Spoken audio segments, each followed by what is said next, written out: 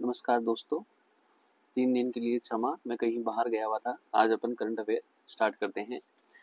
Space x, जो Elon Musk की company है स्पेस एक्स, उसका पोलरिस डॉन मिशन, जो मैंने आपको बताया था कि स्पेस में गया था, वो 4 मेंबर्स को लेके गया था। 20 मिनट की उन्होंने स्पेस वॉक की। इनमें जेरेड इसाकमैन, जो अरबपति हैं, फिनटेक फिनटेक कंपनी के मालिक हैं, अरबपति है इसाक मैन, इन्होंने पहला पैर अंतरिक्ष में रखा। इसके अलावा 4 जनों के नाम देख लेते हैं। सारा गिल, स्कॉट पोटेट, अन्ना मैनन, ये इस मिशन में गए। तो 4 सदस्यीय दल था। इसको फ्लोरिडा तट पर ये वापस आ चुके हैं, वापस लैंड कर चुके हैं। ड्रैगन अंतरिक्ष यान के कैप्सूल और चालक दल को वापस लाने के लिए एक टीम समुद्र में तैनात थी। धरती से 700 किलोमीटर ऊपर इन्होंने स्पेस वॉक की थी। तो ये था स्पेस एक्स का पोलरिस डॉन मिशन। कोई पूछे तो कि भाई स्पेस वॉक करके आए थे, 4 जने गए थे और इसाक मैन ने इसका नेतृत्व किया था। मिनी चांद के बारे में देखते हैं। इस महीने एक मिनी चांद चक्कर लगाएगा। चांद क्या होता है कि पृथ्वी का उपग्रह है जो पृथ्वी के चारों ओर चक्कर लगाता है। तो वैसे ही कोई पृथ्वी का एक और क्षुद्र ग्रह जिसको एस्ट्रोनॉट बोलते हैं, एस्ट्रॉइड क्षुद्र ग्रह बोलते हैं, वो भी चक्कर लगाएगा। पृथ्वी के चारों ओर जो भी चक्कर लगाएगा उसको अपन चांद बोल देते हैं। तो ये जो ग्रह चक्कर लगाएगा उसको मिनी चांद का नाम इन्होंने दिया है। अमेरिकन एस्ट्रोनॉमिकल सोसाइटी के मुताबिक एस्ट्रॉइड 2024 PT5 ये इस क्षुद्र ग्रह का नाम है, जो 29 सितंबर से 25 नवंबर तक पृथ्वी की परिक्रमा करेगा, लगभग 2 महीने तक। और चांद कितने दिन में एक बार पृथ्वी की परिक्रमा कर देता है? 27.3 दिन में एक बार परिक्रमा कर देता है। तो इसका नाम रखना, एस्ट्रॉइड का याद रखना, PT5। इसको मिनी चांद भी अपन बोल देंगे। सागर परिक्रमा अभियान क्या है? जो INS तारिणी है, Indian naval ship Tarini, Tarini नाम की एक नेवल शिप है, उसमें बैठकर समुद्री मार्ग से पूरी दुनिया का चक्कर लगाने का अभियान है सागर परिक्रमा अभियान। अब अपन बात करते हैं टैंक जोरावर की। टैंक जोरावर स्वदेशी पर्वतीय टैंक है जो रेगिस्तान में, पानी में, पर्वतीय इलाकों में, मैदानों में चल सकता है। अब ये टैंक है, टैंक होते हैं ना जिनमें आगे अपन ने फिल्मों में देखा है, वैसे टैंक है। इसके अंदर इसको बनाया है DRDO, डिफेंस ऑर्गेनाइजेशन ने। DRDO व Larsen and Toubro LNT company ने इसको साथ में बनाया है। 25 टन का है, अब तक का सबसे हल्का है। ये टैंक सबसे हल्का है क्योंकि इसको हेलीकॉप्टर में अपन ले जा सकते हैं। 60 किलोमीटर पर आवर इसकी चाल है और 105 मिलीलीटर की एंटी टैंक गाइडेड मिसाइल, मतलब ये टैंक अपना है, कोई शत्रु देश का टैंक आ जाए तो उसको उड़ा सकता है, ऐसी मिसाइल इस पे अपन लगा सकते हैं। 105 मिलीमीटर की ये मशीन गन भी लगा सकते हैं। खुद कवच युक्त है, कोई दूसरा टैंक अपने टैंक पे मारेगा जोरावर पे, तो जोरावर पे कवच लग रहा है तो उस कवच रोधी, मतलब उसको, उसकी मिसाइल को नष्ट कर देगा। उच्च कोणों पर फायर करने की क्षमता इसमें है। जोरावरी नाम क्यों पड़ा? क्योंकि जम्मू कश्मीर में डोगरा वंश का शासन था। डोगरा वंश के राजा गुलाब सिंह के अधीन ये जोरावर सिंह कहलूरिया, इन्होंने काम किया था और लद्दाख की विजय प्राप्त करी थी, इसलिए इसका नाम जोरावर रखा गया। अब इसे भारत चीन सीमा पर लगाया जाएगा। ब्रुसेल्स में डायमंड लीग हुई, उसमें नीरज चोपड़ा। फेंक भाला कहां तक जाए, है राणा का वंशजतु नीरज चोपड़ा, जो जेवलिन थ्रो भाला फेंक प्रतियोगिता में भाग लेते हैं, इन्होंने रजत पदक जीता। विश्व ओजोन दिवस, चूंकि आज 16 सितंबर है तो विश्व ओजोन दिवस मनाया जाता है। ओजोन परत क्षरण हो रहा है। O3 ओजोन का फॉर्मूला है। ऑक्सीजन का 3 तत्व आगे मिल जाए तो ओजोन कहलाती है। एक प्राकृतिक जहरीली गैस है जो ऑक्सीजन के 3 परमाणु से मिलकर बनी होती है। जैसा कि अपने को पता है ओजोन 2 प्रकार की होती है। एक तो क्षोभ मंडल में जो अपन रह रहे हैं, इसे जस्ट ऊपर वाला क्षोभ मंडल, इस क्षोभ मंडल में होती है, वो तो बैड ओजोन होती है, ये घातक है, ये प्रदूषित करती है और स्मोग बनाने में काम में स्मोग बन जाती है और श्वसन में हानिकारक हो जाती है। फॉग प्लस स्मोक से स्मोग बन जाएगी। दूसरा है समताप मंडल, क्षोभ मंडल से ऊपर समताप मंडल होता है। इसमें जो ओजोन होती है वो गुड होती है। गुड अच्छी ओजोन क्यों होती है? क्योंकि वो सूर्य से आने वाली यूवी रेज को, UV rays A, B, C 3 प्रकार की होती है। ये बी वाली सबसे ज्यादा हानिकारक है, इसको वो रोकती है और बढ़िया काम करती है। भाई अपने तक नहीं आने देगी यूवी रेज को, तो अपन खूब सारे रोगों से बच जाएंगे। इसलिए समताप मंडल वाली ओजोन गुड ओजोन बोलते हैं। अभी क्या होता है कि सूर्य के विकिरणों के साथ आने वाली पराबैंगनी किरणों को अवशोषित कर लेगी, वह सुरक्षा कवच का कार्य करेगी, इसलिए समताप मंडल वाली गुड ओजोन होगी। समताप मंडल में 16 से 25 किलोमीटर के बीच में ओजोन की सांद्रता अधिक होती है, उसी को ओजोन परत बोल देते हैं। अब ओजोन मापने की इकाई डॉप्सन होती है और उपकरण डॉप्सन इसकी इकाई है, इसको बोलते हैं डॉप्सन यूनिट, DU। और उपकरण कौन कौन से काम में लेते हैं वैसे पूछा नहीं जाएगा, लेकिन मेंस में कंफ्यूजन हो जाए तो लिख देना। Dobson spectrophotometer, the filter ozonometer, total ozone mapping spectrometer, ये निम्बुस 7 सैटेलाइट से काम करता है। फिर ओजोन में छेद क्या होता है भाई, छेद सीधी सी बात है, ये क्षोभ मंडल है, ये समताप मंडल है। समताप मंडल में मान लो ये ओजोन की लेयर है 16 से 25 किलोमीटर के बीच में, इसमें कोई सांद्रता कहीं कोई जगह कम हो गई, सांद्रता कम होगी कितने से 220 डॉप्सन यूनिट से कम हो जाए तो वो छेद कहलाता है। तो ये है ओजोन छेद कि भाई ओजोन की सांद्रता समताप मंडल में 220 यूनिट से कम हो जाए तो वो छेद कहलाता है।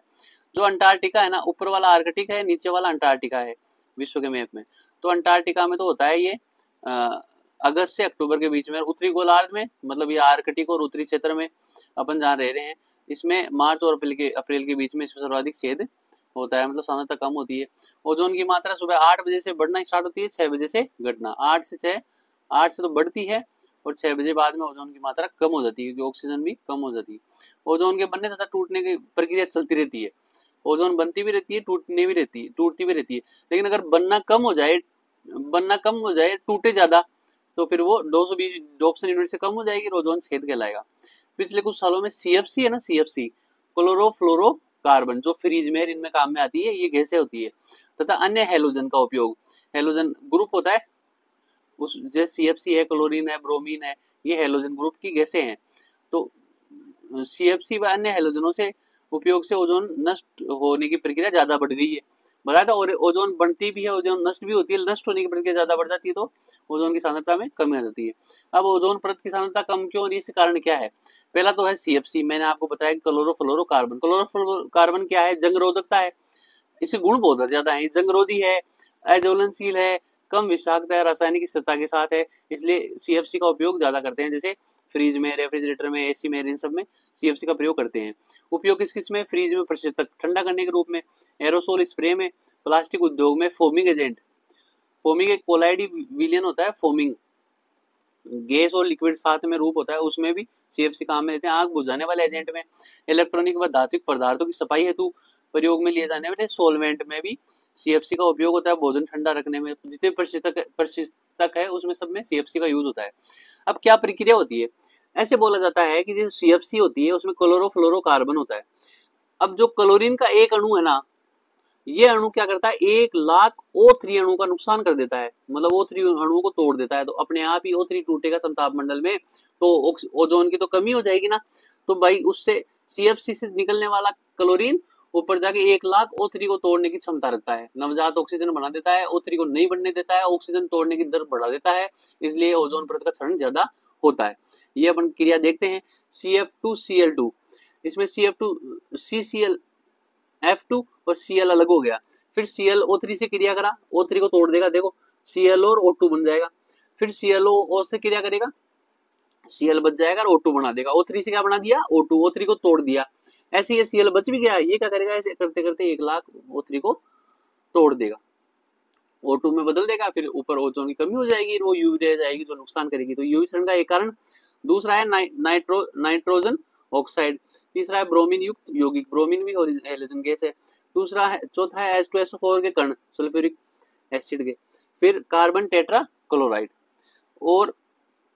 और समताप मंडलीय बादल, ये भी ओजोन परत क्षरण में काम में आते हैं। ध्रुवीय है ना, उत्तरी ध्रुवीय और साउथ पोल, इन पे समताप मंडलीय बादल बनते हैं। वो भी क्या करते हैं? क्लोरीन ज्यादा से ज्यादा बनाते हैं, फिर वो क्लोरीन नुकसान करती है। कैसे बनाते हैं कि HCl तथा क्लोरीन नाइट्रेट सक्रिय क्लोरीन आयन का भंडार है। सक्रिय क्लोरीन जब पैदा हो जाएंगे तो वो O3 को अपने आप ही तोड़ देगी, रोटो में बना देगी, सांद्रता कम हो जाएगी। क्लोरीन आयन की किसी भी प्रक्रिया में भाग लेने तो क्लोरीन को मुक्त कर देते हैं, ये क्लोरीन ऊपर जाती है, फिर वो 1,00,000 O3 को तोड़ देती है। दूसरा कैसे प्रकार है? समतापीय वायुमंडल, ध्रुवीय समताप बादल कैसे O3 को नुकसान करते हैं? आमतौर पर तथा क्लोरीन नाइट्रेट के मध्य, HCl तथा क्लोरीन नाइट्रेट के मध्य प्रक्रिया बहुत धीमी होती है, लेकिन यह प्रक्रिया समताप मंडलीय बादलों की उपस्थिति में तेज हो जाती है, वापस क्लोरीन बनता है और क्लोरीन को सक्रिय कर देती है। फिर तीसरा क्या है कि भाई समताप मंडलीय बादल न केवल क्लोरीन को सक्रिय करते हैं, बल्कि वे प्रतिक्रियाशील नाइट्रोजन को भी अवशोषित करते हैं, मतलब रिएक्टिव नाइट्रोजन को अवशोषित करते हैं वो बादल। यदि नाइट्रोजन ऑक्साइड उपस्थित होंगे तो क्लोरीन मोनोऑक्साइड के साथ मिलकर क्लोरीन नाइट्रेट के भंडार बना देंगे। फिर क्लोरीन नाइट्रेट, ये आपको बताया क्लोरीन के अच्छे भंडार है जो वापस ओजोन को तोड़ देगी। मतलब कुल मिला के बात ये है कि जो समताप मंडलीय बादल है वो भी क्लोरीन ज्यादा प्रोड्यूस करेंगे। जो क्लोरीन ज्यादा प्रोड्यूस करेंगे तो ओजोन टूटेगी और O2 में बदल जाएगी। वो क्षरण का कारण होगी। ओजोन क्षरण से यूवी रेज पृथ्वी तक आएगी तो अपने को नुकसान पहुंचाएगी। और ओजोन क्षरण के क्या प्रभाव है? सारे नेगेटिव प्रभाव है कि मोटाई की कमी हो जाती है ओजोन की समताप मंडल में। तो अल्ट्रावायलेट बी, यूवीबी विकिरण की मात्रा पृथ्वी की सतह पर बढ़ जाएगी, जिससे मानव स्वास्थ्य पर, जानवरों पर, पौधों, सूक्ष्म जीवों पर, सामग्रियों पर प्रभाव पड़ेगा। क्या प्रभाव पड़ेगा? यूवी रेज अगर सीधी आएगी तो नेत्र रोग होंगे, त्वचा कैंसर होगा, संक्रामक रोगों में वृद्धि होगी। पराबैंगनी विकिरणों जीवों की कोशिकाओं के मतलब आनुवांशिक पदार्थ को सीधे नुकसान कर देते हैं। जो कोशिका का डीएनए है उसको भी अल्टरेशन कर देती है। पौधों की विकासात्मक प्रक्रिया यूवीबी के कारण रुक जाती है। फाइटोप्लैंक्टन के अभिविन्यास तंत्र तथा गतिशीलता को प्रभावित करते हैं। जीवों को जीवित रहने की दर कम हो जाती है और पानी वाले जीव है ना, उनके भी जीवित रहने की दर कम हो जाएगी। स्थलीय व जलीय जीवों जैव भू रासायनिक चक्कर जैसे सल्फर चक्कर है, कार्बन चक्कर है, नाइट्रोजन चक्कर है, सबको खत्म मतलब क्रिया इनकी कम कर देगी। सिंथेटिक पॉलीमर प्राकृतिक रूप से मिलने वाले पॉलीमर तथा व्यावसायिक सामग्री को भी प्रभावित करती है। अब O3 पे नियंत्रण कैसे करते हैं, ये इंपॉर्टेंट है। क्वेश्चन यहाँ से बनेगा प्री में, और ऊपर वाली तो हवाबाजी है तो मेंस में काम में आएगी। पहला है वियना सम्मेलन 1985 में हुआ था। O3 क्षरण को रोकने के लिए, CFC पर रोक लगाने के लिए, लेकिन कानूनी रूप से बाध्यकारी नहीं था। कोई देश ज्यादा इंपॉर्टेंट इस पे ध्यान नहीं दिए। दूसरा है मॉन्ट्रियल प्रोटोकॉल 1987 में हुआ। ओजोन क्षरण को रोकने वाले पदार्थों का उत्पादन, एक तो प्रोडक्शन, ओजोन O3 को क्षरण करने वाले पदार्थों को जैसे CFC का प्रोडक्शन व उपभोग, और लोग उसको उपयोग में भी निकले, इसके लिए प्रतिबंध करना इसका उद्देश्य था। मॉन्ट्रियल प्रोटोकॉल 1987 बहुत इंपॉर्टेंट है। ये कनाडा के मॉन्ट्रियल शहर में हुआ, इसका नाम इसलिए मॉन्ट्रियल प्रोटोकॉल बन गया। 1 जनवरी 1989 से ये प्रभावी हुआ। 16 सितंबर 1987 को ओजोन ये समझौता हुआ था, इसलिए 16 सितंबर को विश्व ओजोन दिवस मनाया जाता है। प्रावधान क्या है कि सभी देश CFC के उपयोग व उत्पादन को 1987 में हुआ था ना, इसलिए 1986 के स्तर तक बनाए रखेंगे, जिसमें वृद्धि प्रतिबंधित है, और 1998 तक इसका आधा कर देंगे। भाई 1986 में मान लो 5 यूनिट अपने ओजोन बन रही है, उत्पादन हो रही है 1986 में, तो 1987 में मिलकर ये बात बोली कि भाई साहब 5 यूनिट ही बनानी है, और 1998 में आते आते आधी मतलब 2.5 यूनिट ही बनानी है आपको। ठीक है, अभी क्या है, फिर उसके बाद में कोपेनहेगन संशोधन, उसमें संशोधन हुआ किसमें, मॉन्ट्रियल प्रोटोकॉल में 1992 में। इसमें ये बात बोला कि विकसित और विकासित देश, चूंकि क्या हुआ, विकसित देश तो विकसित हो गए, वो तो फ्रीज रेसीर ये कूलिंग एजेंट ये सब काम में ले चुके, उन्होंने तो नुकसान कर दिया। अब विकासशील अब विकसित होने की कगार पर है, जैसे भारत विकासशील है, तो वो विकसित होने के टाइम पर अब वो काम में लेकर रेफ्रिजरेटर ये सब चीजें, तो भाई उसके तो अधिकार मारे गए ना। विकसित आप तो सब कुछ करके बैठे हो, नुकसान पर्यावरण प्रदूषण सब कुछ करके बैठे हो, और हम विकासशील को आप मौका ही नहीं दे रहे, हमको पहले ही आप प्रतिबंध कर दे रहे हो इन सम्मेलनों से। तो विकासशील व विकसित देशों के अलग अलग स्तर बनाए कि भाई ऐसे बोला कि भाई जो विकसित देश है वो तो 2000 में ही इसके प्रोडक्शन को बंद कर देंगे CFC के क्लोरोफ्लोरोकार्बन के, और जो विकासशील देश है वो 2010 तक बंद करेंगे। भारत इतना शाना था कि भारत ने 2008 में ही CFC को प्रतिबंधित कर दिया। किगाली समझौता 2016, ये भी इंपॉर्टेंट है। मॉन्ट्रियल का संशोधन था, उद्देश्य क्या था, जो CFC ओजोन को हानि पहुंचा रही है ना, तो इन्होंने बोला HFC को अपन रख लेते हैं, हाइड्रोफ्लोरोकार्बन को। अभी क्या हुआ कि HFC ओजोन क्षरण तो नहीं करती है, HFC क्या करती है, ओजोन क्षरण तो नहीं करती है, लेकिन ग्लोबल वार्मिंग करती है। ग्लोबल वार्मिंग मतलब पृथ्वी का टेम्परेचर बढ़ा देती है, पृथ्वी का टेम्परेचर बढ़ाती है। तो भाई है तो प्रदूषित चीज, भाई ओजोन क्षरण तो नहीं करती पर पृथ्वी का टेम्परेचर बढ़ाती है। अमेरिका ने कहा कि CFC जगह HFC काम में लेने लगे, लेकिन फिर किगाली समझौता हुआ ना, उसमें ये कहा कि भाई साहब आप HFC के उत्पादन व उपभोग को चरणबद्ध तरीके से कम करो। HFC तो बहुत ज्यादा हो गई, HFC ओजोन को नुकसान नहीं करेगी, लेकिन अपने ग्लोबल वार्मिंग बढ़ा देगी, पृथ्वी का टेम्परेचर बढ़ा देगी। ये कानूनी रूप से बाध्यकारी था। इसमें HFC क्या होती है वो पहले देख लेते हैं। 1990 के दशक से O3 क्षयकारी पदार्थों के विकल्प के रूप में HFC काम में लेने लगे, बताया था ना, CFC की जगह HFC काम में लेने लगे 1990 से। अब अपन मॉन्ट्रियल प्रोटोकॉल के बारे में तो अपन ने देखा कि भाई HFC काम में लिया जा रहा था। अब ये वैश्विक उष्णता मतलब ग्लोबल वार्मिंग के लिए HFC जिम्मेदार था। यदि HFC के उपयोग को नियंत्रित कर लिया जाए तो विश्व के औसत तापमान में वृद्धि 2100 तक 0.5 डिग्री कम हो जाएगी, मतलब ग्लोबल वार्मिंग नहीं होगी ज्यादा। भाई CFC तो पहले बंद कर दी, फिर अब ऐसे बोल रहे हैं भाई HFC को भी बंद कर दो तो ग्लोबल वार्मिंग नहीं होगी, 2100 तक 0.5 डिग्री पृथ्वी का टेम्परेचर कम हो जाएगा, इसलिए HFC को बंद कर दो। तो किगाली समझौता 1 जनवरी 2019 से प्रभावी हुआ। HFC रंगीन, गंधहीन, स्वादहीन गैस है। फ्रीज, एसी, फोम उद्योग, प्लास्टिक उद्योग, कीटनाशक उद्योग प्रशिक्षक में इसको कहा मिल जाता है। ओजोन परत क्षरण तो नहीं करती है लेकिन ग्लोबल वार्मिंग बढ़ा देती है, CO2 की तुलना में भी ज्यादा। ऐसे बोलते हैं CO2 ग्लोबल वार्मिंग बढ़ाती है, लेकिन CO2 की तुलना में भी ज्यादा HFC ग्लोबल वार्मिंग बढ़ाती है। CFC के बारे में थोड़ा सा देखते हैं। उच्च ओजोन क्षयकारी CFC ओजोन क्षरण करती है भाई साहब, ग्लोबल वार्मिंग भी करती है। HFC क्या करती है, ओजोन क्षरण तो नहीं करती लेकिन ग्लोबल वार्मिंग ज्यादा करती है। इसलिए HCFC एक और HC हाइड्रोक्लोरोफ्लोरोकार्बन, ये कम ओजोन परत क्षरण करती है लेकिन उच्च ग्लोबल वार्मिंग करती है। और HFC हाइड्रोफ्लोरोकार्बन ओजोन क्षरण करती ही नहीं है और हाई ग्लोबल वार्मिंग करती है, तो इसको रोकने के लिए किगाली समझौता आया था। एक है HFO हाइड्रोफ्लोरो ओलिफिन, ये शून्य ओजोन क्षयकारी, ओजोन क्षरण तो नहीं करती है और ग्लोबल वार्मिंग भी कम करती है, इसलिए उसका सब्स्टिट्यूट हो सकता है HFO। फिर किगाली समझौते के अंतर्गत देशों को 3 भागों में बांटा, समूह फर्स्ट, समूह सेकंड, समूह थर्ड। फर्स्ट में रखा USA, UK, EU, ये समृद्ध व विकसित देश थे, इनको बोला 2036 तक 85% आप कम कर लो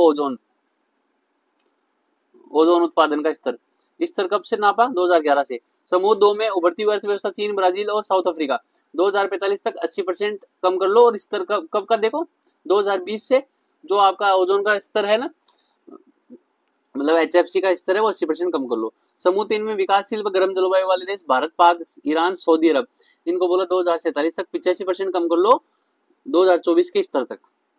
अभी आज न्यूज में आया कि जोधपुर सर्वाधिक प्रदूषित ओजोन शहर बन गया है और राजस्थान की 8वीं रैंक है, जोधपुर सर्वाधिक प्रदूषित ओजोन शहर बन गया। अब पैनिक बटन के बारे में बात करते हैं। पैनिक बटन क्या है कि जो भी कैब है, कोई टैक्सी है, कोई बस है, कोई प्राइवेट निजी बस है, उनमें क्या होगा कि लाल बटन होगा। टैक्सी में ड्राइवर सीट के पीछे होता है, उसमें महिलाएं उसको दबाकर दबा देगी। मान लो महिला के साथ कोई उत्पीड़न हो रहा है बस टैक्सी दिन में, तो वो दबा देगी तो सीधी शिकायत जाएगी कंट्रोल रूम के पास। अभी तक क्या हुआ कि कंट्रोल रूम के पास में ये कनेक्शन नहीं कर पाए, पैनिक बटन तो लगा दिए इन सब में लेकिन कंट्रोल रूम से कनेक्शन नहीं कर पाए। तो आज की ये न्यूज थी भाई, पैनिक बटन को कंट्रोल रूम से आप कनेक्ट करो। सेठ सांवरिया जी का मेला मंडपे चित्तौड़गढ़ में लगता है, लक्की मेला है, लाख लोग आते हैं। भाद्रपद शुक्ल एकादशी झलझुलनी का रस को ये लगता है। राष्ट्रीय पोषण माह 1 से 30 सितंबर तक राष्ट्रीय पोषण माह चल रहा था। इसमें एनीमिया, पूरक आहार, पोषण भी, पढ़ाई भी, बेहतर शासन हेतु तकनीकी उपाय, टेक्नोलॉजिकल उपाय, पर्यावरण संरक्षण आदि कार्यक्रम किए गए। इनमें राजस्थान की 8वीं पोजीशन रही, चूरू अव्वल रहा राजस्थान में। चिपको आंदोलन क्या था, खेजड़ी पेड़ को बचाने के लिए अमृता देवी बिश्नोई की नेतृत्व में जोधपुर के 1730 ईस्वी में 363 लोगों ने पेड़ों को चिपक गए थे और अपनी जान दे दी थी खेजड़ी को बचाने के लिए। भाद्रपद शुक्ल दशमी, इसमें चिपको आंदोलन आप याद रखना। भीमसागर बांध फुल हो गया है, ये झालावाड़ जिले में है, इसके पास ही सेलीगढ़ी महादेव मंदिर भी है।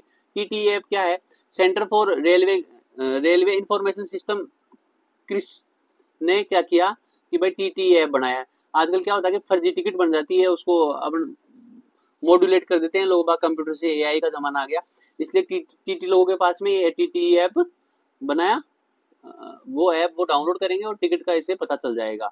अल नजा, भारत और जो ओमान है ना, इन दोनों के बीच में सैन्य अभ्यास चलता है अल नजा, तो ये द्विवार्षिक होता है, 13 सितंबर से ये अभ्यास चलेगा। आयुष्मान भारत योजना, इसमें क्या हुआ कि आयुष्मान भारत योजना में 5 लाख रुपए देते थे परिवार को, पूरे परिवार को। अभी क्या बोला कि 70 वर्ष से ऊपर वाले जो वर्ग हैं उन वर्ग को स्पेशल 5 लाख का टॉपअप, ये 5 लाख तो मिलेगा 70 वर्ष से ऊपर वाले वर्गों को 5 लाख का स्पेशल टॉपअप मिलेगा। यूनिवर्सल हेल्थ कवरेज देगा, सभी को स्वास्थ्य सरकार की तरफ से है। 2018 में भारत सरकार ने इसकी शुरुआत की थी। सरकारी व निजी अस्पतालों में 5 लाख रुपए तक कैशलेस इलाज परिवार को। प्राइवेट हेल्थ पॉलिसी ले चुके हैं जो राज्य की बीमा पॉलिसी ले चुके हैं वो सभी वरिष्ठ नागरिक इसमें शामिल होंगे। पहले से जो केंद्र सरकार स्वास्थ्य योजना है और सैनिक अंशदायी स्वास्थ्य योजना, आयुष्मान केंद्रीय सशस्त्र पुलिस बल का लाभ ले रहे हैं, उन्हें दोनों में से एक योजना या तो ये चुन लो या फिर आयुष्मान भारत योजना चुन लो। इसमें वही बात मैंने आपको बताई, वही है कि भाई 70 वर्ष से ऊपर है ना, उनको 5 लाख रुपए अलग से दिए जाएंगे। वृद्धों के लिए स्पेशल है। पहली वंदे मेट्रो चली गुजरात में भुज से अहमदाबाद के बीच में। ओणम त्योहार केरल में मनाया गया। 15 सितंबर को अंतिम मुख्य दिन थिरुओणम बनाया गया। फसल का प्रतीक राजा महाबली से जुड़ा हुआ त्योहार है ओणम। पोर्ट ब्लेयर की राजधानी चेंज हो गई, बहुत इंपॉर्टेंट है। अंडमान निकोबार की राजधानी श्री विजयापुरम, जिसे पोर्ट ब्लेयर बोलते हैं। अंडमान निकोबार की राजधानी पोर्ट ब्लेयर थी, उसका नाम गृह मंत्रालय ने चेंज कर दिया श्री विजयापुरम। 1789 ईस्वी में ईस्ट इंडिया कंपनी के आर्चिबाल्ड ब्लेयर के नाम पे यह नाम पोर्ट ब्लेयर पड़ा। अब इसका नाम उपनिवेशिक नामों को हटाते हुए गृह मंत्रालय ने डिसीजन लिया कि इसका नाम श्री विजयापुरम होगा। अंडमान निकोबार देखते हैं 572 ज्वालामुखी द्वीपों का समूह, छोटे छोटे 572 द्वीप है, बंगाल खाड़ी में है, सबको पता है। अराकान योमा पर्वत है ना जो ऊपर वाला म्यांमार वाला, उसका ही ये भाग है, टूटा हुआ भाग मानते हैं। इंडो ऑस्ट्रेलियन, नीचे से इंडो ऑस्ट्रेलियन प्लेट आई, ऊपर से बर्मा प्लेट, म्यांमार वाली प्लेट है, दोनों को टकराने से अभिसरण से ये अंडमान निकोबार बना है। अराकान योमा का ही भाग है। सदाबहार उच्च जैव विविधता है, इसलिए हॉटस्पॉट 36 विश्व के हॉटस्पॉट में से एक है।